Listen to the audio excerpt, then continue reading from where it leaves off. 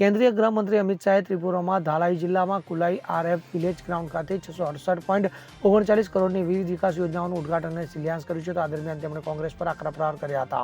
તેમણે કહ્યું કે બુ રિયાંગ સમુદાયના લોકો ખૂબ જ પ્રતિકૂળ પરિસ્થિતિમાં જીવી રહ્યા છે. તેમની પાસે પાણી, વીજળી કે શૌચાલયની સુવિધા નહોતી. તો સીપીઆઈએ ત્રિપુરામાં 35 વર્ષ સુધી શાસન કર્યું અને કોંગ્રેસે પણ ઘણા વર્ષો સુધી રાજ્ય પર શાસન કર્યું, પરંતુ તેઓ ક્યારેય બુ રિયાંગ સમુદાયના લોકોની દુર્દશાની પરવા કરી નહીં. ત્રિપુરામાં ભાજપની સરકાર બન્યા અમે 40,000 લોકોને વસાવ્યા અને શિક્ષણ અને સ્વચ્છ પાણીની ઉત્તમ વ્યવસ્થા કરી છે. Bureau report CN24 news. હવે જુઓ દેશ દુનિયાની તમામ ખબરો તમારી આંગળીના ટેરવે. ઉઠાવો મોબાઈલ અને Google Play Store પરથી ડાઉનલોડ કરો અમારી CN24 ન્યૂઝ મોબાઈલ એપ.